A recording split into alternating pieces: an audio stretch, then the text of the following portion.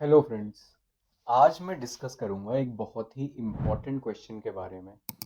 वो क्वेश्चन है, रेटिना के जो पेशेंट्स होते हैं, रेटिना के प्रॉब्लम के जो पेशेंट्स होते हैं, पर्दे की बीमारियों के जो मरीज़ होते हैं, वो हमको हर पेशेंट पूछता है कि डॉक्टर साहब 1 साल 2 साल 3 साल हो गए इलाज कराते हुए पर्दे का, ऑपरेशन हो गए, लेज़र हो गए, इंजेक्शन हो गया, हमको क्लियर क्यों नहीं दिख रहा है, हमको अच्छा क्यों नहीं दिख रहा है। पर्दे के प्रॉब्लम्स में और नस के प्रॉब्लम में, मतलब रेटिना के प्रॉब्लम्स में और ऑप्टिक नर्व के प्रॉब्लम्स में विजन कभी भी पूरा नहीं आता है। बहुत ही रेयर है कि सब कुछ दिखने लग जाए।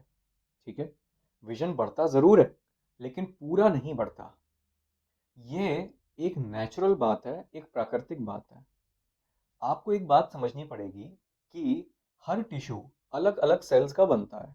स्किन अलग सेल्स की बनी है, हड्डी अलग सेल्स की बनी है, हार्ट अलग तरह के सेल्स का बना है, ब्रेन अलग तरह के सेल्स का बना है। इसी तरह रेटिना और ऑप्टिक नर्व अलग तरह के सेल्स के बने हैं। ठीक है, और ये एक नेचुरल, एक प्राकृतिक बात है। इसे कोई आर्टिफिशियल या कोई मैन मेड चीज़ नहीं है, ये हमारे कंट्रोल में नहीं है। तो जो रेटिना है और ऑप्टिक नर्व है, ये सब नर्वस टिश्यू हैं। नर्वस टिश्यू मतलब नर्व सेल्स हैं बेसिकली। नर्व सेल्स मतलब जिन सेल्स के ब्रेन बना है, आपकी स्पाइनल कॉर्ड बनी है, यही सेल्स हैं जो रेटिना और ऑप्टिक नर्व को बनाते हैं। अब जो नर्व सेल्स होते हैं, उनका रीजनरेशन पावर बहुत ही वीक होता है। मेरा कहने का मतलब क्या है, आपके स्किन में मान लीजिए कट लगा चाकू से, कितना भी गहरा कट हो, आप खुद देखोगे पट्टी कर रहे हो ना, 4 दिन में भर जाएगा, 6 दिन में भर जाएगा। क्यों? क्योंकि जो स्किन के सेल्स होते हैं उनका रीजनरेशन बहुत ही स्ट्रांग होता है। जो आजू बाजू के कट के आजू बाजू के जो सेल्स हैं वो 1 से 2, 2 से 4 मल्टीप्लाई होते हैं बहुत स्पीड में और पूरा घाव भर देते हैं। हड्डी के सेल ले लो आप, उनका भी रीजनरेशन अच्छा है लेकिन स्किन के जितना स्ट्रांग नहीं है। तो आपकी हड्डी टूटती है, वो जुड़ने में 1 महीना 2 महीना ले लेती है। ठीक है, तो रीजनरेट तो हो रहे हैं वो सेल, मतलब 1 से 2, 2 से 4 मल्टीप्लाई कर रहे हैं, लेकिन उतना स्पीड में नहीं कर रहे जितने स्पीड में स्किन के सेल करते हैं। अब हम आते हैं अपने रेटिना, पर्दे के और नर्व के सेल्स पे। ये सेल जैसा मैंने बताया, ये नर्व सेल्स हैं। ठीक है, तो जो नर्व सेल्स होते हैं वो रीजनरेट उतना अच्छे से, उतना इजीली नहीं करते हैं। इसलिए आपने देखा होगा, जब भी ब्रेन हेमरेज होता है, पेशेंट कोमा में जाता है, तो उसका कितने दिनों में कोमा से बाहर आएगा, या कितना पैरालिसिस, जो वो पैरालिसिस हो गई एक साइड बॉडी की, वो कितनी दिन में वापस आएगी, सही होगी होगी नहीं होगी, ये न्यूरोलॉजिस्ट आपको नहीं बता पाता है।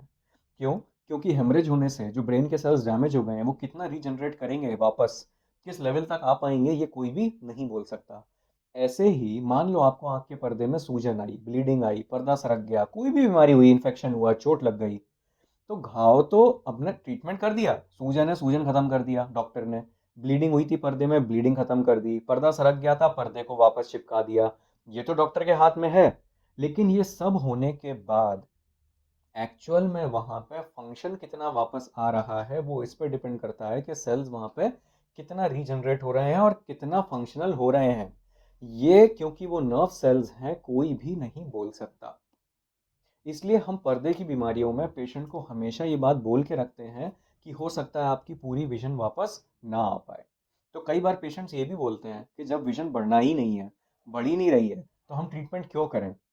ये इसलिए ज़रूरी है ट्रीटमेंट करना, क्योंकि अगर आप नहीं करोगे, अगर आप वहाँ सूजन ऐसे ही छोड़ दोगे, ब्लीडिंग ऐसे ही छोड़ दोगे, पर्दा सरका हुआ छोड़ दोगे, तो पूरा पर्दा ही खराब हो जाएगा। तो आप जो आज आपको 50% दिख रहा है, कुछ दिनों बाद वो भी दिखना बंद हो जाएगा। तो बेशक पूरी विजन नहीं आ सकती, लेकिन इसका मतलब ये नहीं है कि हम पूरी तरह से ब्लाइंड हो जाए। अगर हमारे पास में 60% भी विजन आ रही है तो जीरो से तो बेटर है। मैं कह रहा हूँ 40% भी आ रही है, जीरो से तो बेटर है। तो हमको पर्दे की बीमारियां हमेशा इमरजेंसी और इमीडिएटली ट्रीट करने करवाना चाहिए। ये नहीं सोचना चाहिए कि हमको विजन आ क्यों नहीं रहा है, क्लियर क्यों नहीं दिख रहा है। वो हमारे हाथ में, डॉक्टर के हाथ में, मेडिकल साइंस के हाथ में नहीं है। पर्दा और नस इस तरह के सेल्स का बना है जिसका रीजनरेशन बहुत ही वीक होता है। लेकिन अगर आपने बीमारी ठीक कर दी जिस वजह से भी पर्दा और नस कमज़ोर हुआ है, तो एटलीस्ट आपको इतना हो जाता है कि आपका पर्दा और ज़्यादा खराब नहीं होता। एटलीस्ट वो सेफ और सिक्योर तो हो ही जाता है। ठीक है, तो हम लोग ट्रीटमेंट इसलिए करते हैं कि आपकी आंख सेफ हो जाए, ना कि इसलिए कि आपको 100% दिखने लगे। इसका मतलब ये नहीं है कि पर्दे की बीमारियों में निगाह बढ़ती ही नहीं है। आपने आज प्रॉब्लम आया रेटिना में, आप कल ट्रीटमेंट करा लो, बहुत अच्छी विजन लौट के आती है, क्योंकि एक दिन में उतना परमानेंट सेल लॉस होता ही नहीं है। यूजुअली पेशेंट 2 हफ्ते, 4 हफ्ते, 6 हफ्ते, 8 हफ्ते, 4 हॉस्पिटल में दिखा के एक्सपेरिमेंट करके तब आते हैं। 90% of the patients, let me tell you, patient की भी गलती नहीं होती, क्योंकि उसे पता ही नहीं होता कि पर्दे में प्रॉब्लम है।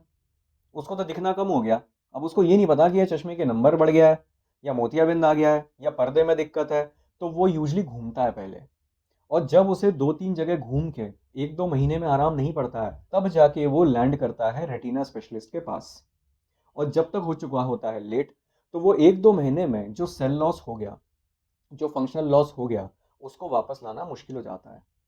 डॉक्टर आपका तभी से ट्रीटमेंट कर पाएगा, रेटिना स्पेशलिस्ट, जिस दिन आप उसके पास आओगे। अगर आप इमीडिएटली आ गए, बहुत अच्छी विजन आ जाती है, क्योंकि आपका सेल लॉस उतना हुआ ही नहीं है। अगर आप ज़्यादा टाइम हो गया, तो ऑब्वियसली विजन कम लौट के आती है। ये स्टैंडर्ड बात है, ये, और ये नेचुरल बात है। ये किसी भी डॉक्टर के कंट्रोल में नहीं है। तो हम पेशेंट को प्रॉमिस ये करते हैं कि हम स्वेलिंग ठीक कर देंगे, हम ब्लीडिंग ठीक कर देंगे, हम रेटिना को जोड़ देंगे, लेकिन हम ये प्रॉमिस नहीं कर पाते कि आपका विजन कितना वापस आएगा। और ये डॉक्टर आपको नहीं प्रॉमिस कर पा रहा है, तो आपको उससे डिसहार्टन होकर ट्रीटमेंट गिव अप नहीं करना है। अगर आप गिव अप कर दोगे, तो एक बहुत ही प्रोमिनेंट चांस है कि जो विजन है वो भी आप लूज कर जाओगे, है ना। तो अगर आई सेव करनी है, तो आपको ट्रीटमेंट लेना इंपॉर्टेंट है, ज़रूरी है। आई होप कि आपको जो मैं पॉइंट कन्वे करना चाहता था वो लाउड एंड क्लियर समझ आया होगा। ठीक है। एंड अगर आपके नियर एंड डियर वंस में कोई भी रेटिना का पर्दे की किसी को समस्या होती है, तो आप उसको ये गाइडेंस दे सकते हैं। Don't forget to like and subscribe. Thank you.